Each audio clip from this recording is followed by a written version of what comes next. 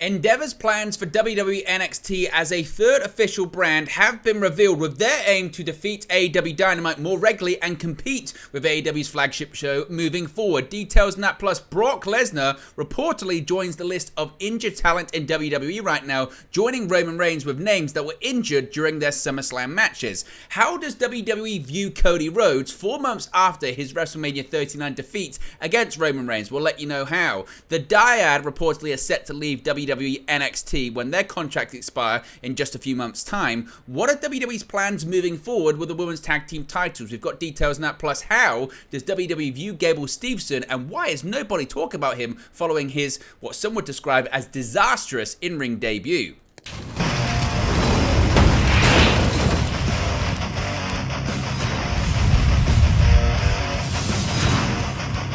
Hey guys, welcome back to Wrestling News 365. Hope everyone is doing very well. As always, there are plenty of news stories to get into in the world of World Wrestling Entertainment. Let's start off talking about Endeavor and their plans for WWE NXT. A lot of people talking about NXT this week, of course, with their very strong numbers that they've been drawing on the USA Network. Of course, this week's episode was the most viewed episode of NXT in over 2 years. And there's a major update on WWE's soon-to-be parent company Endeavor's goals for growing NXT to become a viable third brand alongside Raw and SmackDown, along with goals to beat out AEW Dynamite in an important aspect. Now, writing in the latest Wrestling Observer newsletter, Dave Meltzer revealed what particular metrics of success Endeavor plans to hit with the NXT brand, taking it beyond what it has been in recent years, with NXT viewership surging recently, aided by the presence of established main roster talent such as Seth Rollins, The Judgment Day, and recently Rey Mysterio. Endeavor feel that along with a strong TV rights renewal, larger scale TV tapings outside of Orlando's Performance Center could be on the card soon. This was what Meltzer had to say in the latest Wrestling Observer newsletter. You can see it on the screen right now. He said, quote, "There is a renewed focus from Endeavor as well as Nick Khan on making NXT what was termed as a sustainable third brand. The idea is to build up the ratings so that they can get a good rights fee for the show, and then NXT can be a moneymaker. The goal is to go back to what it was, running regular tours outside of Florida in 2,000-seat arenas and taping television on the road like Raw and SmackDown." Again, we have heard of these plans recently, and certainly they're looking to get back to them. It had previously been reported that WWE were, quote, pushing for NXT to beat out AEW Dynamite, specifically in the 18 to 34 age demographic, a category, as Meltzer details, that NXT has never beaten AEW in. Meltzer continued detailing this particular goal and how WWE are currently progressing in making it happen. He writes, quote, "Right now, the goal for NXT that we keep hearing is to close the gap with Dynamite in the 18 to 34 age group, where they've been close the last few weeks, and I believe a category NXT never beat AEW in previously, but in the new incarnation in recent weeks with the jump from using Dominic Mysterio and Rhea Ripley, they've improved greatly in. The idea is that's the age group they need to be strong for touring and to get new stars strong enough that they reach that audience and can tour with them on top." It was also noted internally how their Cedar Park, Texas show outdrew several of the recent Dynamite and Rampage tapings. So do you believe it is possible for NXT to regularly start defeating AEW Dynamite moving forward, particularly in that key demographic there? The most recent TV ratings for both the August 8 NXT and the August 9 AEW Dynamite show that AEW's flagship show still holds the upper hand. However, the gap is no longer as large as it previously was.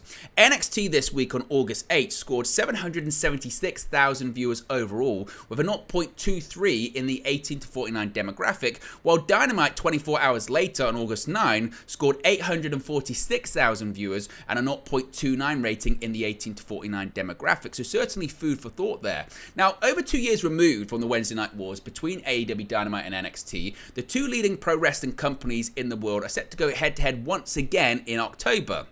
The news comes from Dave Meltzer in the latest Wrestling Observer newsletter, who details what Major League Baseball's playoffs, due to start on October 3rd, will force AEW to move Dynamite away from its Wednesday night slot over to Tuesday, where it will once again go against NXT, which is certainly interesting considering Endeavor's new strategy with the brand moving forward. Now, the change in question will specifically affect the October 11 edition of Dynamite from Independence, Missouri, with the show now taking place a day prior on October 10. While AEW have done this in the past to favorable results, Meltzer questions whether NXT's recent success, which on rare occasions have even beaten certain Dynamite numbers, could paint a very different picture this time around, especially if WWE chooses to load up the card due to AEW's shared presence. Here's what Meltzer writes on the incident in question here. He said, quote, "The October 11 Dynamite show will be moved to October 10, a Tuesday head-to-head with NXT, and be from Independence, Missouri. I expect NXT to really load up the show because of history and competition, and being in the familiar time slot, NXT would have one advantage, although in previous moves to Tuesday, AEW did better, but NXT is now on a roll. On October 11, TBS will be airing Major League Baseball playoffs. That is the only TBS playoff game on a Wednesday." He continues by saying, quote, "Because TBS is airing the playoffs, Rampage and Collision have no baseball playoff preemptions, but they will go head-to-head with baseball playoffs, as will Raw, NXT, and SmackDown from October 3rd until whenever the World Series ends, which would be the end of October or late as November 3rd. So again, certainly very interesting that, again, given the news, they could be going head-to-head. Now, this past Tuesday's NXT saw Judgment Day's Dominic Mysterio with Rhea Ripley in his corner, defending the North American Championship against Dragon Lee with Rey Mysterio in his corner. Dirty Dom's appearances in NXT have seen the show produce some of its highest viewership in years, and certainly one would question if indeed they're going to continue this throughout now the summer into the fall and into the winter, and see if they can continue to grow NXT viewership base. What do you think about Endeavor's strategy, and what do you think about the future, and could this day where NXT and AEW go head-to-head for the first time in quite a while be the time that NXT actually defeats AEW in terms of total viewership and key demographic as well? Let me know your thoughts, opinions, and predictions on that in the comment section below. Now, Brock Lesnar, we know he's not going to be on television for the rest of this year, most likely, but he was also injured at SummerSlam. Brock Lesnar was injured in his recent match against Cody Rhodes at SummerSlam on August 5th, according to a recent report. Lesnar lost to Cody Rhodes in their third match together, highlights of which can be seen during the broadcast. In the current issue of the Wrestling Observer newsletter, Dave Meltzer provided an update on Brock Lesnar and also revealed plans for the star's return, writing, quote, "Lesnar, who was injured early in the match where he put over Cody Rhodes, was at one point advertised for stuff later this year. As of right now, he put Rhodes over clean, shook his hand, turned himself back babyface in doing so, and the plan is for him to return on the television building up to the Royal Rumble, from there going to WrestleMania. Although I could see him returning for the November Saudi Arabia show, even if today that isn't the plan. Or if there is an injury, he's always there if he needs a program." Lesnar was featured on the recently revealed poster for WrestleMania 40 taking place in Philadelphia on April 6 and 7, 2024. He was, of course, recently captured on video singing at a concert after he took to the stage during a Zach Bryan concert in Minneapolis. Roman Reigns was also said to be hurt earlier on during his SummerSlam match against Jey Uso. However, Reigns is scheduled to appear on tonight's edition of SmackDown on Fox, and some would argue Lesnar can't be that injured if he's on stage singing at a concert. So we'll have to wait and see indeed what happens with Lesnar, but as of right now, the plans for him to return next year, but again, with a Saudi show coming up, anything certainly is possible. Now, speaking of Cody Rhodes, how does WWE view Cody Rhodes? Obviously, he lost in the main event of WrestleMania, and some felt that this kind of determined where Rhodes would land in the WWE hierarchy in terms of top stars. Now, WWE's internal perception of the decision to have Cody Rhodes lose the main event of WrestleMania 39 has now potentially been revealed. In this week's Wrestling Observer newsletter, Dave Meltzer discussed WWE's continued success month upon month with Roman Reigns and the Bloodline at the forefront of the company's programming. While it's more difficult to entirely dispute the decision now, many fans were, of course, upping arms immediately following Cody's loss at WrestleMania, something Meltzer discussed, as well as how WWE feels about their decision, respectively, 4 months later on. Here's what Meltzer said about this. It's quite interesting, quote, "And there were a lot of complaints when Rhodes didn't beat Reigns, and here we are 4 months later, and things are still growing. Those in WWE are strong on the idea that growth is proof that the decision not to put the title on Rhodes at the time was the right one, and in theory someday they will. You could argue that you could have done the Bloodline stuff for the Tribal Chief spot and had Rhodes with the bout, and it would have been as good or better, but thus far you can't argue what has been done has been effective in growth." So do you agree with Meltzer, what he's saying there? Is it proof, the recent success that WWE is experiencing and continues to experience, is that testament that it was the right call not to put the title on Rhodes at WrestleMania? Or would this growth and success have happened regardless, or could they have even had better growth and better success if they put the title on Rhodes at WrestleMania? Let me know your thoughts about that in the comment section below. Now, the Dyad, they're reportedly set to leave WWE. This has kind of been an ongoing story, really.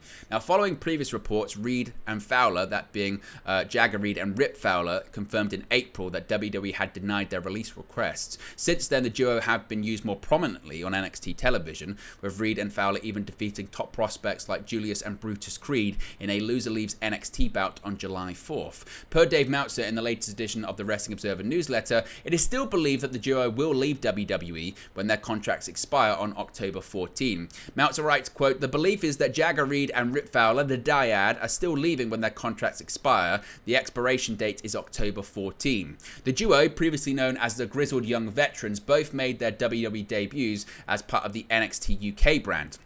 While Reed competed in the inaugural UK Championship tournament in 2017, Fowler first wrestled for WWE in the 2018 edition of the tournament, which he ultimately won. The former NXT UK Tag Team Champions were rebranded as the Dyad in July 2022 as part of Joe Gacy's Schism faction, so they're still expected to leave the company moving forward. A bit of an update when it comes to the Women's Tag Team Championships. Of course, Sonya Deville has an ACL injury, so what's the plans moving forward? Well, Sonya Deville recently announced she had suffered a torn ACL on July 28, which likely puts her out of action for between 6 months and a year. WWE has not yet announced plans for the championship in Deville's absence, and as of now, she and Green are still officially the champions. Dave Meltzer reported in the current Wrestling Observer newsletter that he'd heard there could be a tournament to determine the new champion, or certainly a new champion soon, but he didn't have any further details. The Women's Tag Team Championship is the only kind of title in WWE following its unification with the NXT Women's Tag Team Championship in June of this year. So as of right now, the expectation is we could be getting a tournament, but there's been no official word. Of course, once we get one, we'll let you know. Finally, Gable Stevenson, what's his future in WWE or outside of it currently look like? Well, we've got some details on that. There has been a new update on the immediate WWE future of Olympic gold medalist Gable Stevenson amid uncertainty over his status for the upcoming Wrestling World Championships. While Stevenson's desire to continue to compete in amateur wrestling as well as professional has been no secret, there has been continued uncertainty whether WWE would in fact allow him to do so, given that he's under contract. Writing in the latest Wrestling Observer newsletter, Dave Meltzer confirmed that Stevenson is in fact listed on Team USA for the upcoming Wrestling World Championships in Belgrade, Serbia, despite WWE not stating he will or will not be competing. Meltzer writes, quote, "Regarding Gable Stevenson and the World Championships, he is still listed on the US team. His scheduled days of competition in Belgrade, Serbia are September 16 and September 17. WWE has not stated whether he will or won't be competing, and they would have to give permission since he's under contract to them." Despite the uncertainty, Stevenson has the very least gotten his WWE debut match under his belt, competing against Baron Corbin at July 30's NXT Great American Bash. While the expectations were high for the 23-year-old's debut, the reception was rather mixed from both fans as well as a WWE legend currently working on the NXT brand. NXT commentator Booker T shooed off comparisons between Stevenson and Hall of Famer Kurt Angle based on the Minnesota native's in-ring debut. So what do you think is going to happen with Gable Stevenson moving forward? Let me know your thoughts and predictions as always in the comment section below. But there you go, guys. It's the latest WWE news for you. Be sure to smash a like on the like button. Be sure to subscribe button right hand corner. As always, let me know your thoughts in the comment section below, and I'll speak to you again very, very soon. Hey guys, thank you for watching, listening, streaming, or however you come across this video today. Be sure to click on the video on the right there to watch our next video, or click the bottom there to subscribe, or the bottom right hand corner. Thank you very much, and I'll speak to you again very soon.